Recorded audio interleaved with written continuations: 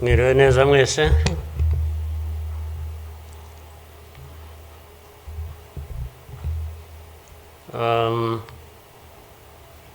Ngira ngo biroroshye wenda kugira aho mpera.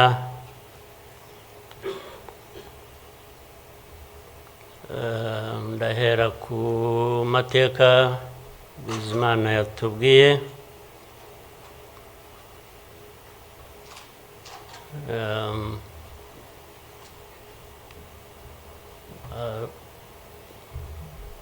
Arambuye, afite ibimenyetso ashingiyeho,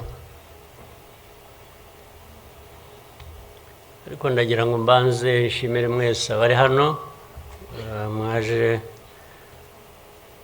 kwifatanya n'igihugu n'abanyarwanda, cyane cyane mwebwe abaturuka hanze mu bindi bihugu cyangwa abihagarariye hano mu gihugu cyacu.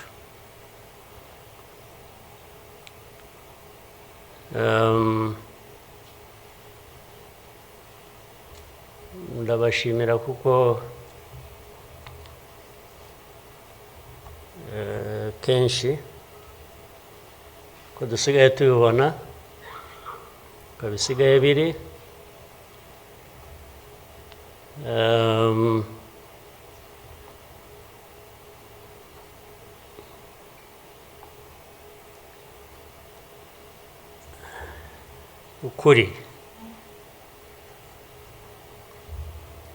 ukuri ntabwo kukigenderwaho,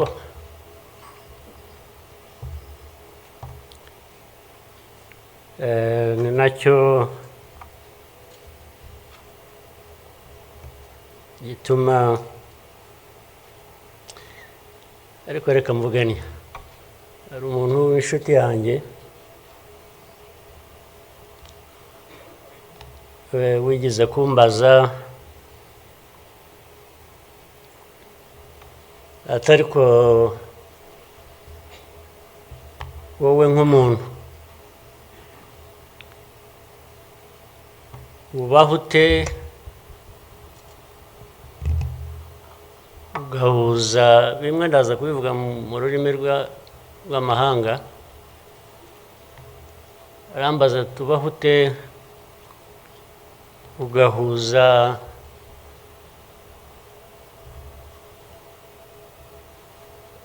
the dark past and the cruel present.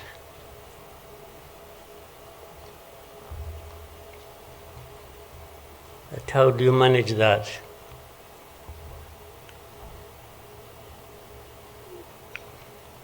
Ariko uko nabyumvaga ntabwo ari igihe yabazaga gusa, yabazaga u Rwanda. Uvuga ngo u Rwanda mubaho muti, with a very dark past and a very cruel present.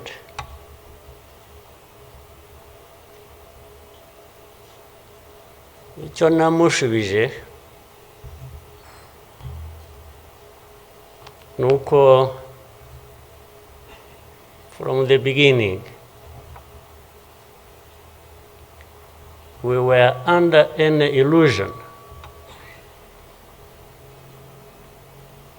that the two were siblings and we had to deal with them as such. You have to deal with the cruel present,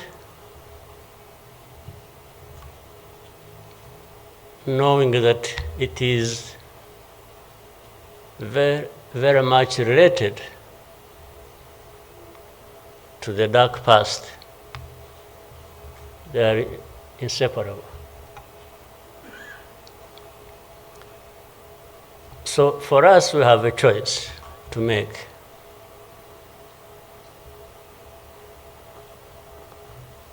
You are either crushed in between and you stop existing, or you stand up and fight.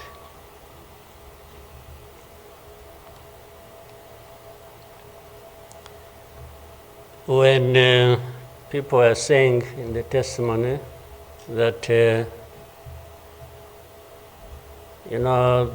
the hope they have and that what happened here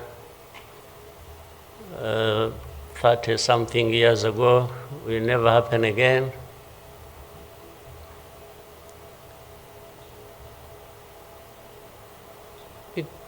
It won't be because of those who were responsible for that dark past will not try again, or are not even trying now again. It will not happen again just because there will be people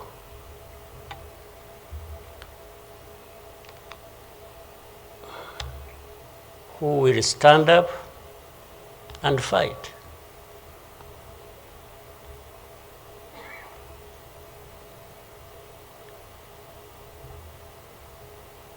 It's not because there are fewer people who wish to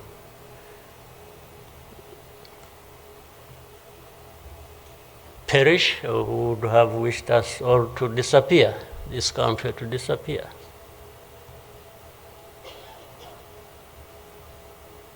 But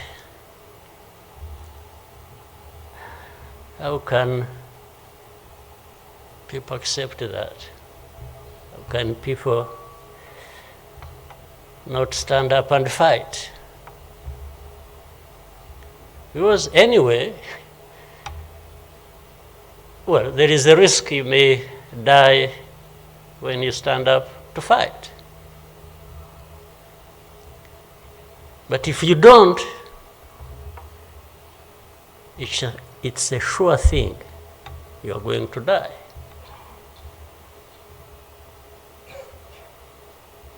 So why don't I try the former? Why don't I try to stand up and fight with the chance that you might survive and live on your life as you want it, instead of giving up and you let people treat you as if for you to live, it's a favor that they are going to do for you. Why?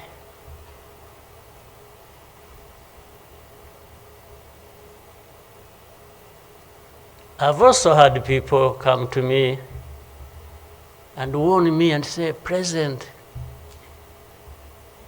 you are too vocal. You say things that challenge these people who have the power in their hands, and they're going to kill you. Well, first of all, it means they're killers. But my answer to them is, you know what? If I were to be there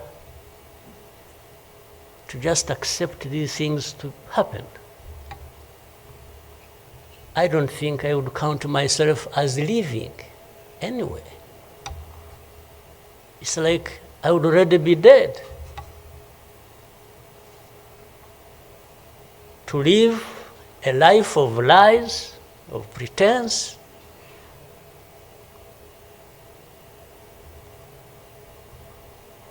and all my life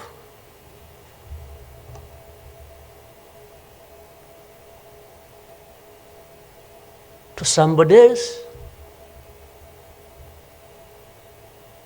I would be dead anyway. So why don't I die fighting?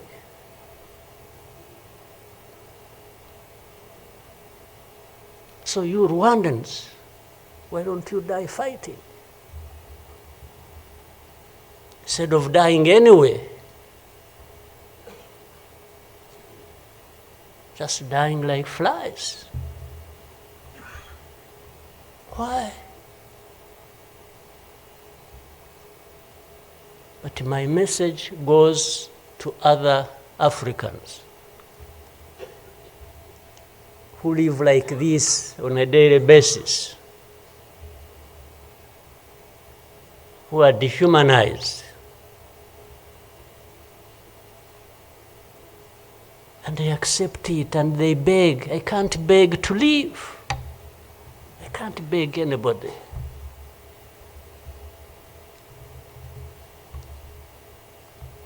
We will fight. If I lose, I lose. But there is a chance. There is a chance, a significant chance, that if you stand up and fight, you will live. And you will have lived a dignified life that you deserve, that anybody else deserves. So these people who are there to the UN, they are there to these Western capitals, they are everywhere, they are just saying, Rwanda, this small country, this Rwanda. I mean, you see, when you are talking about Rwanda and ganging up together against Rwanda, you think it's some country that is, I don't know. Then when I remember the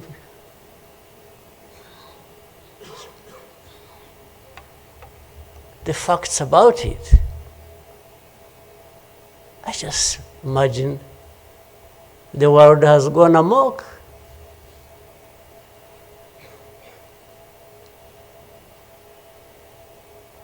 But in the midst of all that,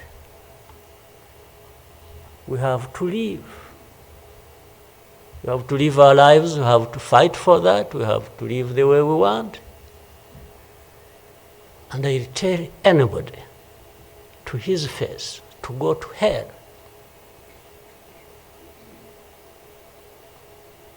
If anyone comes around and thinks they can, they come and say, hey, we're going to sanction you.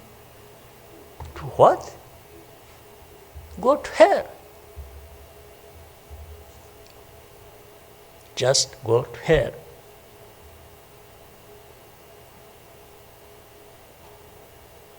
You have your own issues to deal with. Go and deal with your own issues. Leave me to mine. This is the spirit, I think, Rwandans must have in their daily lives. So my worry is not about how powerful these people are that come down upon us and throw anything at us. I'm never worried about that. I worry about one thing, which has lived on for centuries. It's for Rwandans. It's for Africans who sit back and find nothing wrong with accepting to be treated like that. That's my only worry. When can Rwandans, when can Africans refuse to be mistreated like this? To be told they have no value. To be told that their lives have to be lived as a result of a favor they are being done by somebody else. What a shame for people to accept that even for a moment. You must not accept it. You must get up and fight for yourself.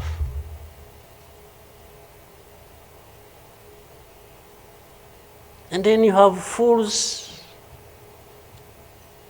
leading countries and being used as puppets.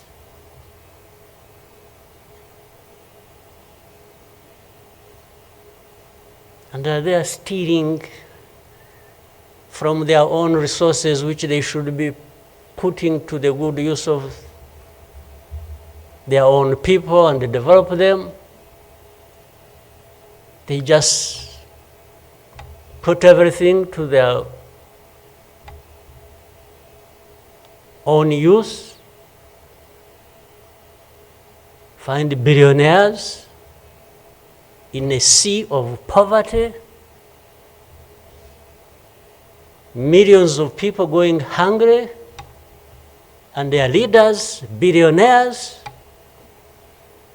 money that has been stolen from the resources of these people, and these are the ones received in Western capitals and praised, and when, Rwanda is being crucified literally at the UN and everywhere, these are the ones who show up and everybody is doing their bidding.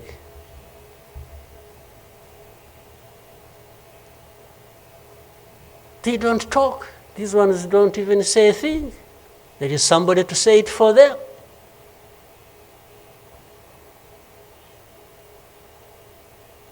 You don't say a thing. Even in meetings where solutions are being thought about and crafted and so on, they are absent because somebody else is there. They are addressed there. When their name comes up, they say, no. You see, I see it on a daily basis. Somebody has agents, orders them, pays them to go everywhere preaching hate speech, killing people in broad daylight, setting fire on these people, burning in broad daylight. And when it comes up for discussion, they say, no, it's not this one. No. You see some other people, we look for them. But the person keeps coming up. You say, no, I will take the war to Kigali, I'll remove the government, these Tutsis, we are tired of them, like they were tired of them 31 years ago. Here. And it's okay. These wonderful people, these powerful people who tell us what to do and what not to do, they are okay with that. They are fine with that.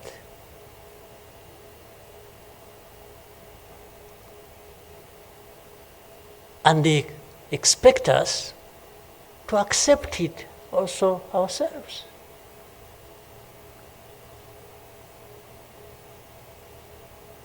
In broad daylight.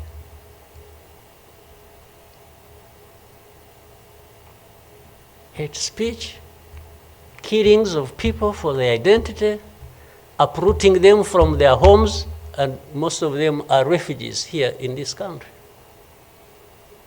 We have 125,000 people as refugees who have been living in camps, uprooted from their homes in Eastern Congo. And then these powerful, good people come here and pick 1, 2, 3 another day 5, if there are many, to go and settle them in those beautiful countries of theirs. And they leave the majority here. And they expect us to be thankful that that's a huge gesture of generosity. First of all, they take them knowing that these are actually refugees from the neighboring country. They don't take them as Rwandans. They take them as refugees from Congo. Only that they are taking very few. They are not, I wish they could take all of them. Those who wish to go and resettle them. So the rest becomes my problem. So what they have to do is cleanse Eastern Congo of all these people, bring them to Rwanda, take to your countries those you want, few, very few, not even 0.1%, and the rest should remain Rwanda's problem. Because after all, these ones are Tutsis like Kagame. That's a simple conclusion. But ask yourselves, how did these people end up being across the border of Rwanda? Was it really done by Kagame? Was it done by Rwanda? No, for us, we are here lucky that we are alive, that we survived.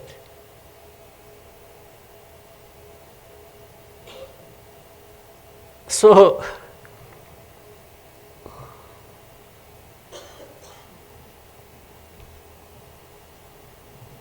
but as I say this,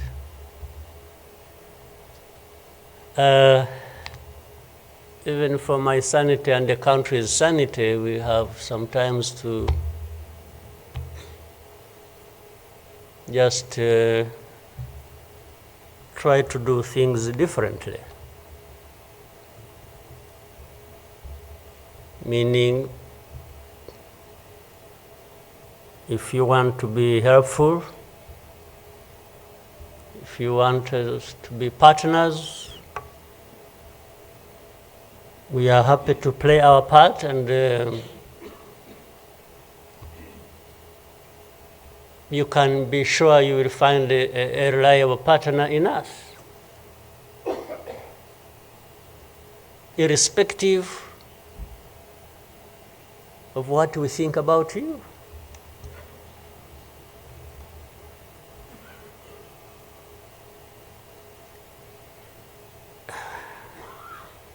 You know,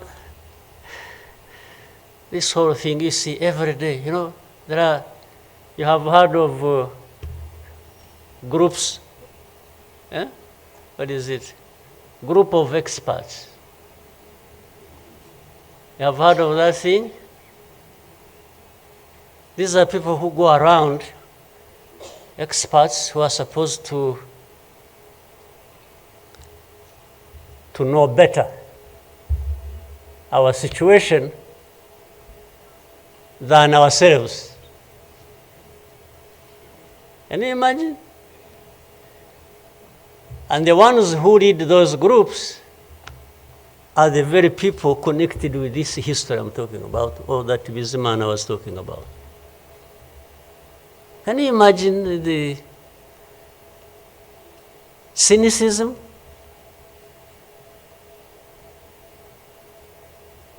And this expert comes to me and asks me, you know, but this. So the whole thing about genocide, this ideology that has killed millions of people, has been turned into a problem of minerals. You know, it's okay. Let's imagine it's a problem of minerals now. Was it a problem of minerals in 1994? Which minerals were we fighting for here? Just imagine. Which minerals?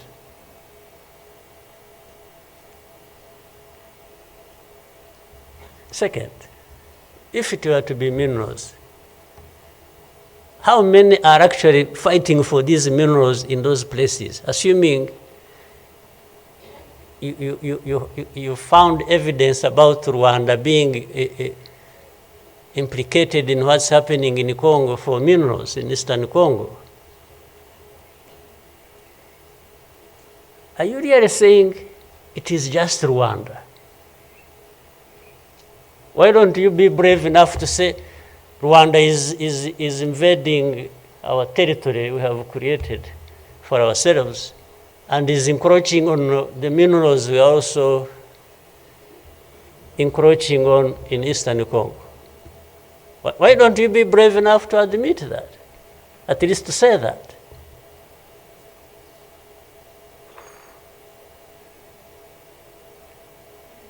Minerals? If what is the allegations, if these allegations were true, you know what?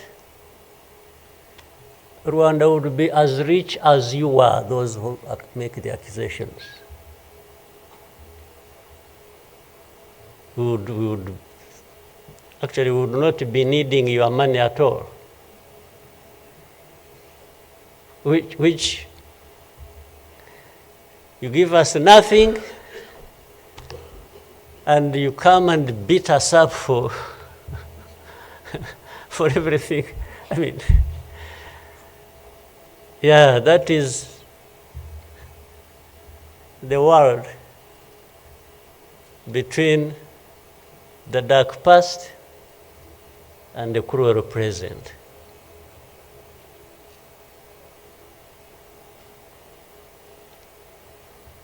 But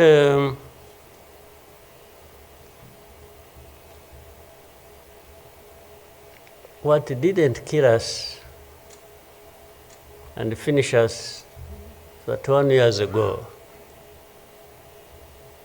has hardened us, has prepared us for the bad things that will always come anytime these people want and wish. Honestly, I want to assure you, we will not die not fighting like last time. And fighting does not involve invading anybody's territory, does not involve going after something that is not ours. Fighting, I mean, is if you find us here and want to treat us the way you want that we have seen in the past, I just want to assure you, you will not succeed. You will not succeed. I think I beg all these Rwandans, we should be itching for a fight with anybody who wants to come here and turn things upside down. And I think there are many who are ready to join for that. But for our friends, our partners, please, don't misunderstand us, don't mistreat us. We have had enough of it. Take it somewhere else. Take it somewhere else. You know, this Bizimana who was telling you this whole history, by the Bizimana, if you could compile that and distribute it to our friends and all of us. I actually want a copy of what you... But I think you should give our friends and others, they need to... Much as in the cruel present, facts don't matter, evidence doesn't matter, the truth doesn't matter. What matters is what pleases you on any day, and doesn't matter what facts about others. But and I was saying this because this man made another presentation another time that involved the same people he was talking about. And the next day, from embassies, people came to him, threatening him. Yeah. You know, they even, they're so foolishly brave to just, you know, they went to him. And I think another message went through Foreign Affairs. It's like this man who is saying this, and he was not saying it is not true, but he was saying no for daring to say it, even if it is the truth. Yes, they threatened him, and they even started threatening he will not get a visa to travel anymore to some places, face to face, like that.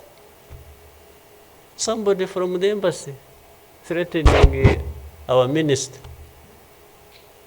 Of course, I can't blame them that, given this history we have had, that from the embassy they even think they are above the minister.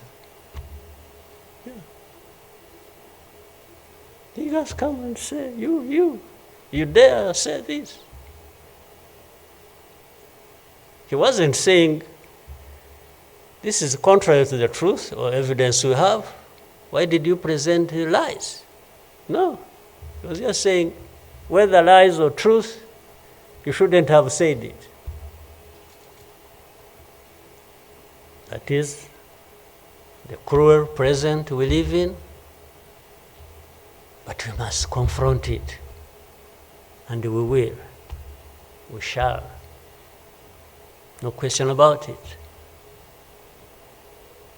I've also told people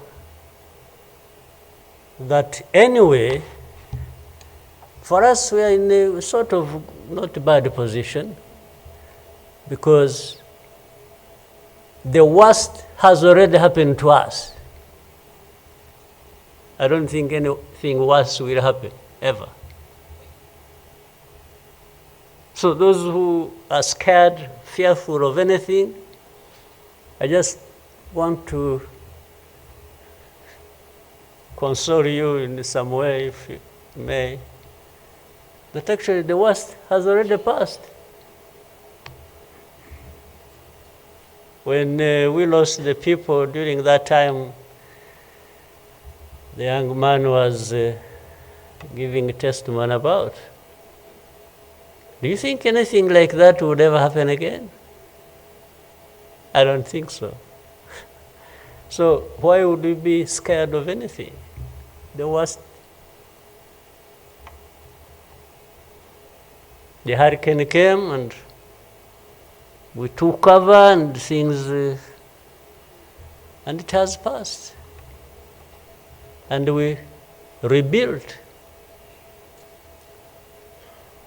We rebuilt our strength of all kinds. I don't think there is any other hurricane that will come and sweep across the country, destroying everything. I don't think so. So And this day always reminds us of some of the things that I ignored and the facts that remember the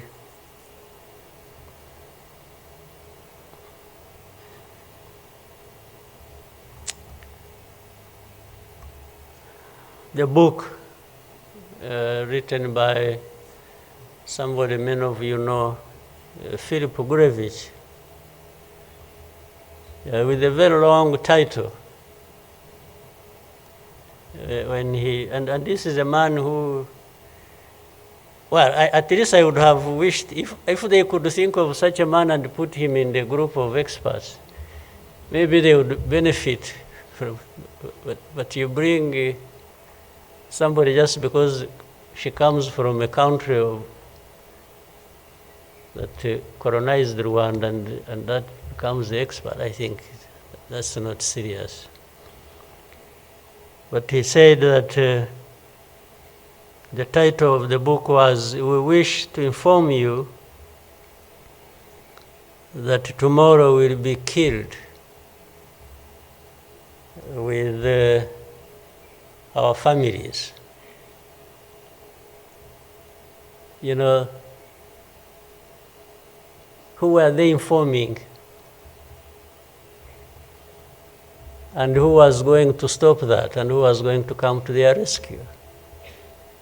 Nobody. It just happened as they said it. People kept telling the world, "We want to inform you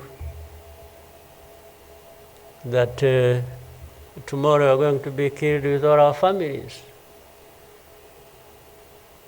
And who cared? And the families were killed indeed, including the family of the young man who was testifying here. Well, including our families, those of us standing here, who have been demonized every single day about our history. The history where there is a force that always has been attempting to turn victims into perpetrators. So these people who give testimonies and say what happened to them, they are actually now perpetrators. They are no longer victims. So the cynicism I was talking about of what happens in this world is that these very people who barely survived and who lost everything else and their families are now the victims, the perpetrators, no longer victims. That's what the world wants to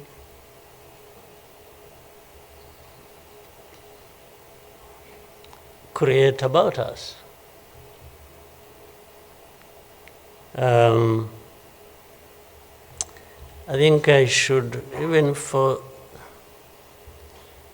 again, the sake of our sanity, maybe we'll always, during the war times, to keep my own balance, there used to be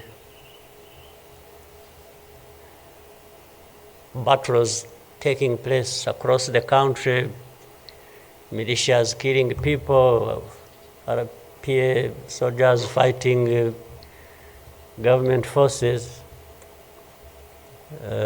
Sometimes in our movements, one of the commanders would come to me and say, "President, you come and see what has happened here." I went there once and saw a mass grave that they had just dug with caterpillars, and I think they had put in over 2,000 people. And from that lot, we found 12 people are still breathing. And we got them out. I was told the other day of the 12, I think they lived for some time, and then now they are remaining 7 out of 12. I kept following the story. 7 are still alive. I think 5 died of... But from that moment, I told the commanders that they should never bring my attention to this kind of thing. They should just handle it, and we agreed how they would be handling it. But I should never, I don't even need to be informed or, and the reason was simple. And that, fortunately, such a moment of remembrance sort of takes you back into that. But the reason was I didn't want my judgment and my conduct of the war and the leadership I was supposed to be providing to be impaired in any way by the anger, by what you saw. So that's why I wanted to keep my own balance so that we go through so many things. But otherwise, if I kept seeing this, putting people out of a mass grave, and then your mind goes to say, but who is this doing? Whoever is doing this, why is he doing it? He may end up... so anyway, let me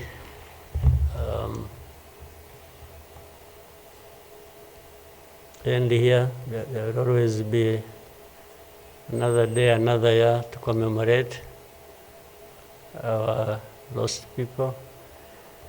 But for Rwandans, I beg you,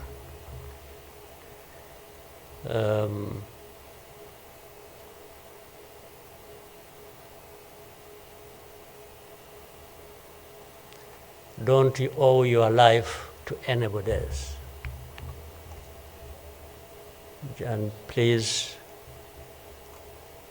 have the courage to deal with the situation and moment as it is. Don't offend anybody, but always fight for what is yours. Don't allow anybody else to dictate to you how you should live your life, because the moment you accept it, that is the day you have lost your life. God bless you.